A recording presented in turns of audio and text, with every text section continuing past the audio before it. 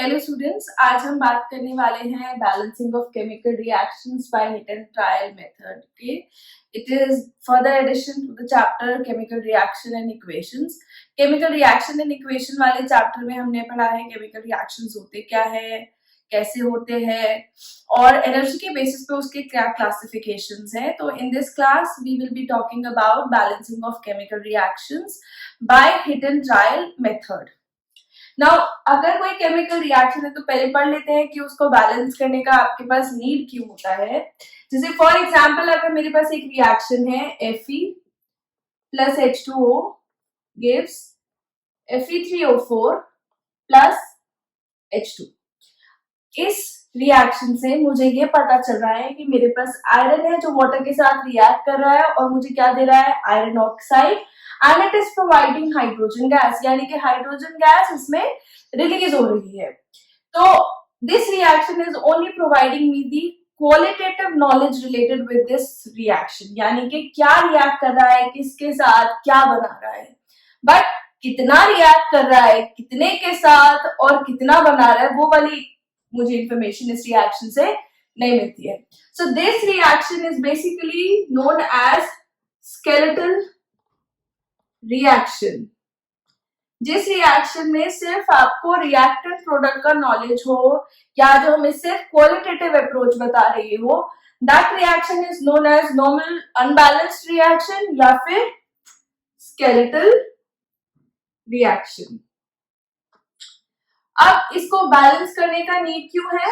क्योंकि अगर कोई केमिकल रिएक्शन हो रही है तो वो आपके पास फॉलो करती है, फॉलोज या follow law of conservation of मास, यानी कि जो भी हमारे पास केमिकल रिएक्शन होती है they follow law of conservation of मास। यानी कि लॉ ऑफ कंजर्वेशन ऑफ मास हमें क्या कहता है, मास can neither be created nor be destroyed. तो मास ना ही हम क्रिएट कर सकते हैं ना ही हम डिस्ट्रॉय कर सकते हैं। जैसे अगर मैं किसी रिएक्शन में मान लीजिए 10 ग्राम स्टार्टिंग में लेकर के चल रही हूँ तो मुझे प्रोडक्ट में भी 10 ग्राम ही मिलना चाहिए, unless I am not wasting it.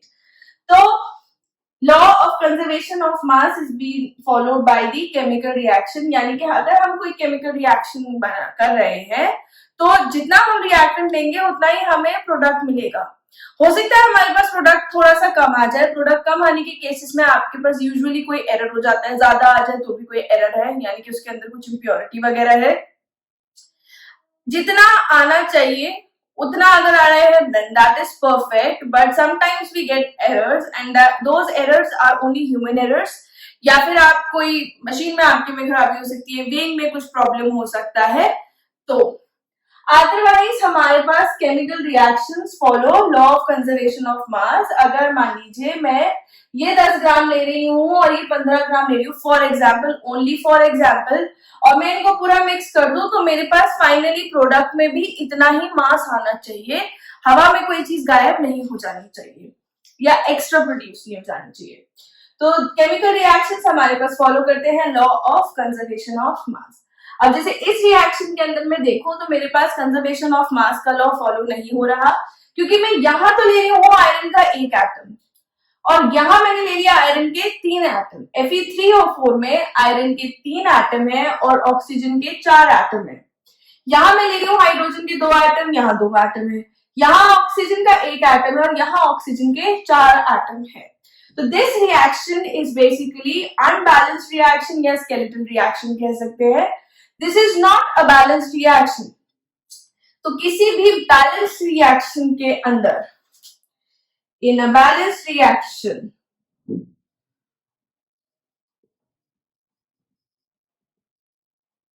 आपके पास number of atoms of each reactant, किसी भी रिएक्टेंट के जितने भी नंबर ऑफ एटम्स है या फिर reactant rather we can call it as like कोई अगर एलिमेंट ले रहे हैं, ठीक है, number of atoms of each element on reactant side should be equal to number of atoms of each element on product side. जो भी मैं रिएक्टेंट में, अगर मान लीजिए मैं आयरन की 3 एटम ले रही हूँ, तो मुझे प्रोडक्ट में भी 3 ही मिलने चाहिए, क्योंकि it will follow law of conservation of मास। मैं अगर एक एटम लेकर के चल रही हूँ तो वो एक एटम ही कंबाइन करना चाहिए, 3 कहां से प्रोड्यूस हो गए। That is why in a balance reaction आपके पास किसी भी चीज का जितना नंबर आप रिएक्टेंट साइड पे लेते हैं उतना ही नंबर हमको प्रोडक्ट साइड पे लेना चाहिए। अब इसको हम बैलेंस करेंगे कैसे? Now we will see how will we balance this reaction. अगर आपको कोई इश्यू आता है तो आप वीडियो को पॉज करके ये कंटेंट लिख सकते हैं। प्लीज अपनी कॉपीज बनाएं और कॉपीज पे ये नोट्स प्रॉपर्ली बनाएं। नाउ वी विल सी कि हम इस रिएक्शन को कैसे बैलेंस करेंगे, लाइक हाउ टू बैलेंस। इस रिएक्शन को बैलेंस करने के लिए पहले आपको एक छोटा सा टेबल बनाना पड़ेगा, जिसमें आपको जो भी एलिमेंट्स प्रेजेंट है इस रिएक्शन में वो आप लिखिए। जैसे Fe प्रेजेंट है, इसमें ऑक्सीजन प्रेजेंट है, and then we have like hydrogen. फिर हम लिखेंगे कि कौन किस साइड पे कितना है, यानी कि रिएक्टेंट साइड पे कौन कितना है और प्रोडक्ट साइड पे कौन कितना है। And finally we want to make this number same, ताकि हमारे पास ये रिएक्शन बैलेंस हो जाए। यहां हमारे पास आयरन है, आयरन रिएक्टेंट साइड पे कितना है 1 एटम, आयरन प्रोडक्ट साइड पे कितना है 3 एटम्स। यहां हमारे पास ऑक्सीजन है, ऑक्सीजन रिएक्टेंट साइड पे कितना है 1 एटम और प्रोडक्ट साइड पे कितना है हमारे पास 4 एटम्स। हाइड्रोजन यहाँ पे कितना है 2 एटम्स और हाइड्रोजन यहाँ पे भी कितना है 2 एटम्स। अब जैसे अगर हम देखें तो आयरन ऑक्सीजन बैलेंस नहीं है, तो हम इन्हें बैलेंस करेंगे। हो सकता है इन्हें बैलेंस करने के चक्कर में बीच में हाइड्रोजन भी हिल जाए, तो फिर हाइड्रोजन को भी हम रिकवर कर देंगे। तो अगर आप कभी कोई केमिकल रिएक्शन यदि अगर बैलेंस करते हैं तो आप कभी भी अगर कोई नंबर इंट्रोड्यूस करना चाहते हैं तो आप कभी भी इनके सबस्क्रिप्ट्स को टच नहीं करेंगे, क्योंकि सबस्क्रिप्ट को टच करने से क्या हो जाता है आपके पास कंपाउंड का पूरा कॉम्पोजिशन चेंज हो जाता है। यानी कि जैसे अगर मान लीजिए यहाँ पे ऑक्सीजन 4 है और मैं यहाँ पे भी 4 करना चाहती हूँ, तो मेरा मन किया तो मैंने ऐसे कर दिया 4, तो ये वाटर तो नहीं रहा, तो दिस इज वेरी इनकरेक्ट। अगर जैसे मान लीजिए मेरे पास H2O है, दिस इज वाटर। अगर मेरे पास H2O2 है, दिस इज हाइड्रोजन पेरोक्साइड। तो कभी भी रिएक्शन बैलेंस करते time you will never medal with the subscript of the element. आप हमेशा क्या करेंगे, आप हमेशा किसी एक इंटीग्रल नंबर से मल्टीप्लाई करेंगे, दैट ऑल्सो ओनली हियर, सिर्फ यहाँ पे। ऐसा नहीं मन किया तो ऑक्सीजन के नंबर बदलने में, ऑक्सीजन यहाँ पे 4 है तो यहाँ पे ऐसे कर दोगे अच्छा .4, दिस इज ऑल्सो रॉन्ग, क्योंकि ये पूरा एक हमारे पास कंपाउंड है। This are basically the dos and don'ts जो बच्चे कभी कभी गलती कर देते हैं। तो यहाँ पे हमारे पास अगर आपको किसी भी नंबर को इंट्रोड्यूस करना है, आपको मल्टीप्लाई करना है, आप हमेशा कोफिशिएंट साइड पे करेंगे कंपाउंड की या फिर एलिमेंट की। तो जैसे अगर मान लीजिए आपको स्टार्ट करना है तो स्टार्ट करने के लिए हमेशा स्टार्टेड विद द एटम जिसके नंबर ऑफ एटम्स LHS और RHS में सबसे ज्यादा डिफरेंट हो। जैसे ऑक्सीजन यहाँ पे हमारे पास एक एटम है, यहाँ पे ऑक्सीजन हमारे पास 4 एटम है, तो मैं क्या करूं, मान लीजिए इसे मल्टीप्लाई बाय 4 कर दूं तो ये 4 के इक्वल हो जाएगा।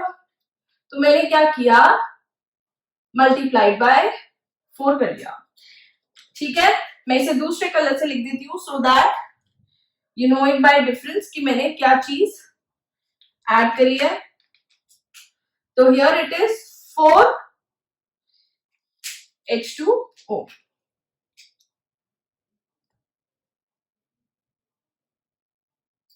ठीक है, अब इसको 4 करने से क्या हुआ, मेरे पास हाइड्रोजन में भी मल्टीप्लाई हो गई बाय 4। तो हाइड्रोजन मेरे पास कितने बन गए 8। 4 into 2 that is 8 number of atoms of hydrogen on the reactant side। Oxygen के मेरे पास 4 atoms on the reactant side हो गए हैं, like 4 into 1। अब द नेक्स्ट हमारे पास सबसे ज्यादा चेंज किस चीज में आ रहा है, अब तो हाइड्रोजन के अंदर ही हो गया, लेकिन हम पहले आयरन देख लेते हैं। आयरन यहाँ पे 3 है तो मैं यहाँ पे भी 3 बना देती हूँ, दैट इज 3। तो यहाँ पे मेरे पास आयरन कितना हो जाएगा,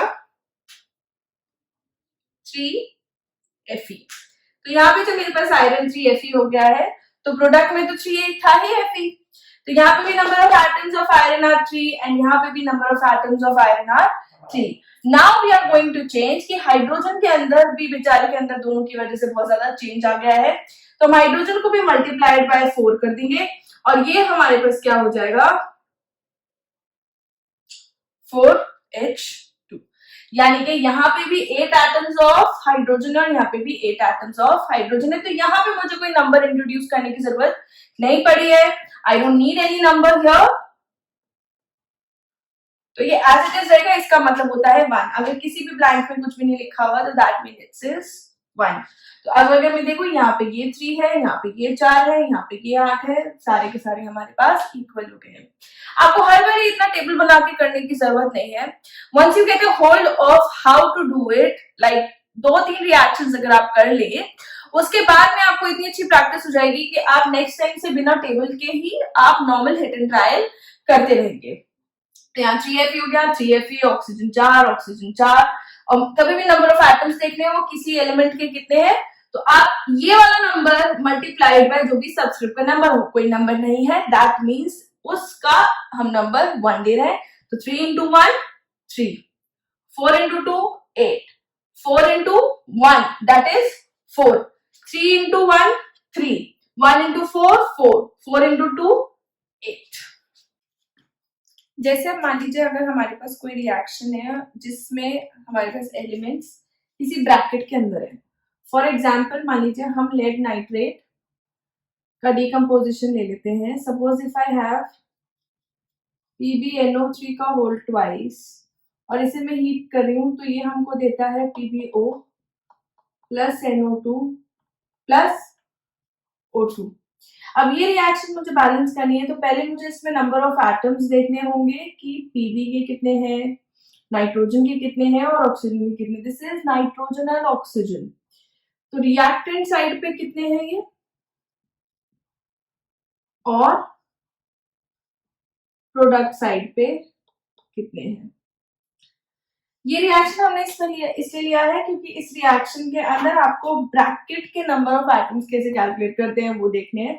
लेट यहाँ पे हमारे पास एक एटम है, एज यू कैन सी इसके नीचे कोई सबस्क्रिप्ट नहीं है, इट इज 1 हियर, और Pb यहाँ पे हमारे पास यहाँ पे भी 1 है।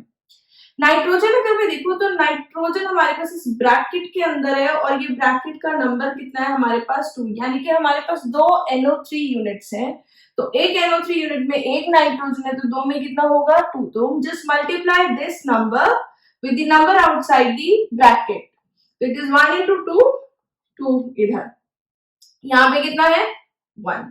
यहाँ ऑक्सीजन कितने हो गए, NO3 के 2 यूनिट्स है, एक NO3 यूनिट में 3 ऑक्सीजन है, तो 3 into 2 दैट इज ऑक्सीजन इधर कितना है हमारे पास 6, और इधर कितना हुआ हमारे पास एक PbO में प्लस 2 यहाँ पे प्लस 2 यहाँ पे। इन्हें इंडिविजुअली लिख लेते हैं क्योंकि जब हम कोफिशिएंट्स में मल्टीप्लाई करेंगे, जब हम कोफिशिएंट में कोई नंबर लिखेंगे तो हम इन्हीं नंबर्स के अंदर मल्टीप्लाई करते चले जाएंगे। तो अगर मैं देखूं सबसे ज्यादा डिफरेंस मेरे पास फिलहाल तो मुझे दिखाई दे रहा है कि नाइट्रोजन के अंदर आ रहा है या फिर ऑक्सीजन के अंदर ऑलमोस्ट सेम है, पर इसमें नंबर ऑफ ऑक्सीजन का डिफरेंस ज्यादा है क्योंकि नंबर ऑफ एटम्स इस तरफ पे बहुत ज्यादा बिखरे हुए हैं ऑक्सीजन के। अब सेकेंड ऑफ ऑल अगर मैं यहाँ पे किसी भी नंबर का मल्टीप्लाई करती हूँ तो वो मेरे पास इवन नंबर ही आने वाला है, क्योंकि ऑक्सीजन यहाँ पे कितने हो रहे हैं 6 और यहाँ वाला मल्टीप्लाई हो जाएगा नंबर उसके अंदर जितना भी होगा। तो क्योंकि यहाँ पे ऑक्सीजन का नंबर 6 है और किसी भी नंबर से मल्टीप्लाई करूंगी तो वो इवन आने वाला है, तो यहाँ पे नंबर ऑफ ऑक्सीजन मेरे पास कितने होने चाहिए इवन ऑब्वियसली। तो ऑक्सीजन अगर मैं देखूं इधर मेरे पास कितने आ रहे हैं 5, तो यानी कि मुझे इस वाले ऑक्सीजन को पहले तो 2 बनाना ही पड़ेगा, क्योंकि यहाँ मैं किसी नंबर का मल्टीप्लाई करूंगी तो इवन आएगा, यहाँ किसी नंबर का मल्टीप्लाई करूंगी तो इवन आएगा, यहाँ मैं किस नंबर का मल्टीप्लाई करूंगी तो अगर मेरे पास ऑड नंबर है तो वो मेरे पास और ही आएगा नंबर एडिशन करके। तो मुझे इस ऑक्सीजन को इवन बनाना है, तो सबसे पहले मैंने क्या कर लिया, ऑक्सीजन के आगे यहाँ पे 2 बना लिया, ठीक है, यहाँ 2 लगा दिया। अब ऑक्सीजन मेरे पास कितने हो गए, यहाँ पे 1 into 2, जिसकी वजह से लेड यहाँ पे कितना हो गया प्रोडक्ट साइड में into 2, ठीक है। अब मेरे पास मैंने लेड यहाँ पे 2 हो गया, यहाँ पे 1 हो गया, तो ये तो मैंडेटरी है कि मैं इस लेड को भी 2 बनाऊं। I made it 2 by this, जिसकी वजह से इसमें भी मल्टीप्लाइड बाय 2 हो गया और इसमें मेरे पास मल्टीप्लाइड बाय 2 हो गया। तो ये कितने आ गए 4। 4 करने के लिए मुझे यहाँ पे कितना लगाना पड़ेगा, 4 से मल्टीप्लाई, तो ये मैंने 4 से मल्टीप्लाई कर दिया। 4 से मल्टीप्लाई कर दिया तो ऑक्सीजन कितना हो गया 4 into 2, दैट इज 4 into 2, यानी कि कितना हो गया 8। अब मैं देखू 6 into 2 कितना आएगा मेरे पास 12, यहाँ देखू तो 2 + 8 + 2 दैट इज 12, ये मेरे पास 4, ये मेरे पास 4, ये मेरे पास 2, ये मेरे पास 2। अगर कभी आपको बहुत ज्यादा रिएक्टेंट्स वगैरह दिए हो या प्रोडक्ट्स वगैरह दिए हो तो आप प्लीज ये देख लीजिएगा कि आप किसी नंबर में अगर मल्टीप्लाई कर रहे हैं किसी कोएफिशिएंट का, तो यहाँ पे जैसे अगर इवन आ रहा है तो यहाँ पे भी इवन ही बनना चाहिए। Single oxygen can make an odd number to come out, तो इसलिए पहले उसे हम कोशिश करते हैं कि 2 से मल्टीप्लाई उसकी सबसे पहले कर दें हम, ठीक है। This is one of the reaction जिसमें हम ब्रैकेट के अंदर हमने देखा है कि ब्रैकेट के अंदर लिखा हुआ है तो आप कैसे कंसिडर करेंगे मल्टीप्लीकेशन। नाउ एक और सिंपल सा रिएक्शन देख लेते हैं।